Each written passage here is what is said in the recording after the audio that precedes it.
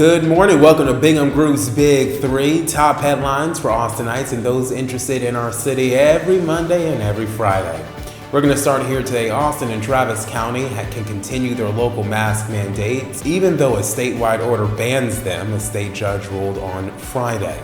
Texas Attorney General Ken Paxton sued almost immediately after Austin said it would keep the mask rules in place despite the governor's emergency orders earlier this month. He asked for a court order blocking the rules while the case is heard. Shortly after the ruling, Travis County Judge Andy Brown told KUT he hopes Paxton doesn't appeal and the case is able to move ahead on its merits.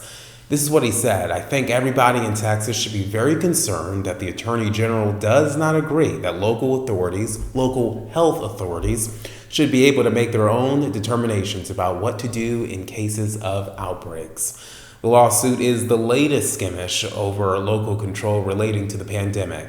In December, Austin and Travis County officials tried to enact a curfew on businesses just ahead of New Year's, but the Texas Supreme Court sided with the state, granting an injunction that effectively killed the curfew hours before it was set to take effect.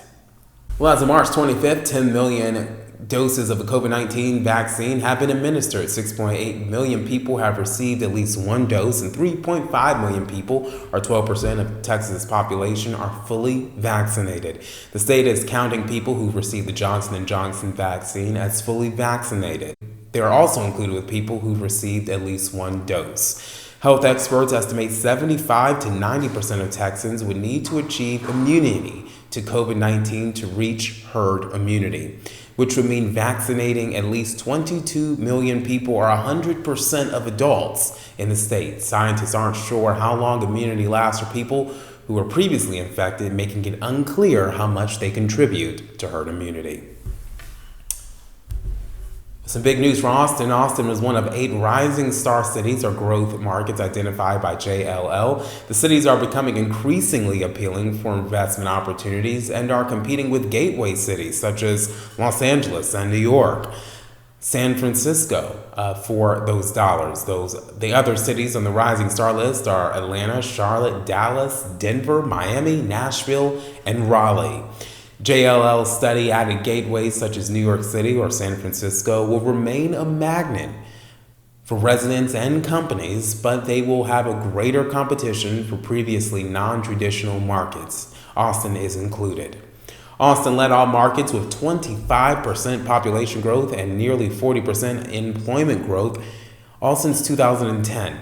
That's way ahead of any other city covered by the JLL study. Raleigh, with about 18% population growth and roughly 23% employment growth since 2010, is the next closest city to Austin. JLL Capital Markets Managing Director Kelsey Chabay said Austin's explosive growth in the tech sector and a wave of corporate relocations announced during COVID had a positive impact on the city's commercial real estate, particularly with rent rates and sale prices.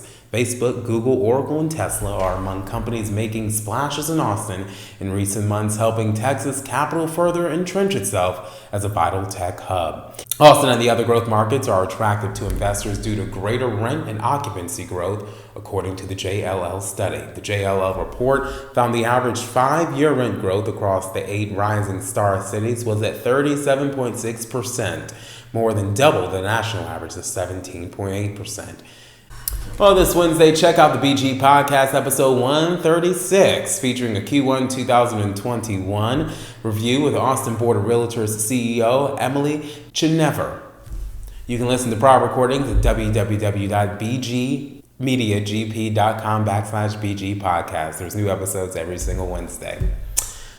We want to thank you so much for listening and watching the Big Three from the Bingham Group. We appreciate your comments, your likes, and your reshares. And you can follow this account right here for more updates. We're going to see you on Friday afternoon with our next Big Three segment. But until then, have a great Monday and have a safe week.